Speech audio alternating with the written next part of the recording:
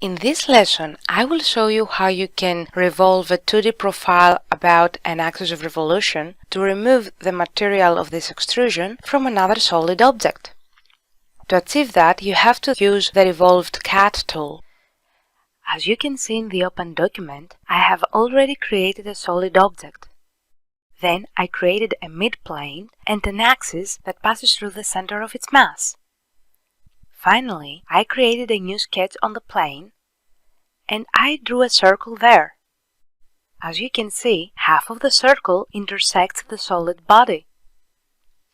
Now we'll revolve the circular profile around the axis that I created, and then I will remove the material of this extrusion from the solid object.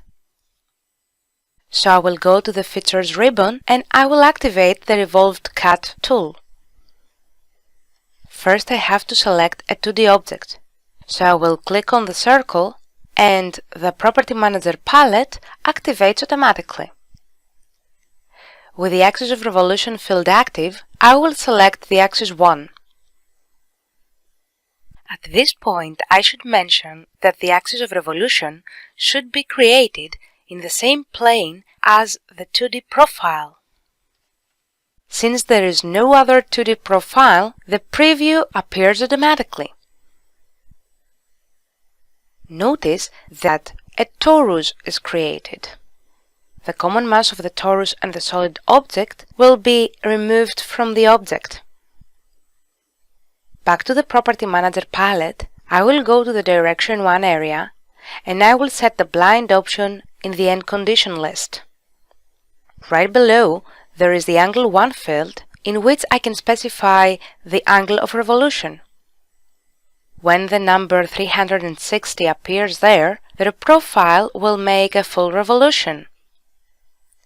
I can change the angle of revolution, and I can also change the direction of revolution if I click on the reverse direction icon. In this example, I will change the angle of revolution to 250 degrees without changing the direction. I can also activate the Direction 2 option to revolve the profile in both directions. Once I do, I will set the angle of revolution in the second direction to 60 degrees. Notice that the profile is revolved 150 degrees in the first direction and 60 degrees in the second direction. However, in this example, I will deactivate the Direction 2 option and I will reset the Angle 1 to 360. Now we'll click on the check mark to see the final result. Now I will go to the Feature Manager Design Tree palette and I will click on the Cut Revolve feature. Then I will select the Normal to option so we can see the result better. Notice that the extrusion did not follow a straight path as would have happened if I had used the Extruded Cut tool. The extrusion followed a circular path instead. You can see the difference in the following image.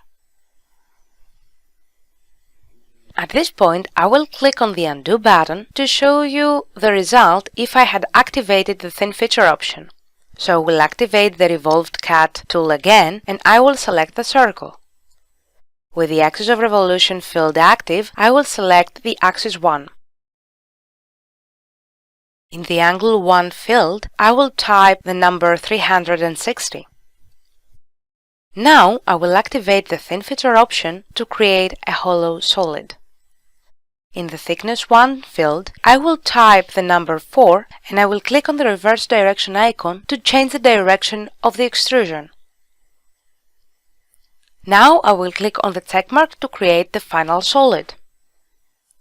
Once I do, a window appears asking me if I want to keep all the bodies that have been created. This happens because in this way the solid object has now been separated into 3 independent solid bodies. If I want to keep certain bodies, I can activate the Selected Bodies option and select which of them I want to keep. However, in this example, I will select the All Bodies option and I will click OK, so none of the solid bodies will be deleted. Notice how different is the result now. Before we finish the lesson, I should mention once again that if you activate the Thin Feature option while creating a solid, then you cannot deactivate this option afterwards.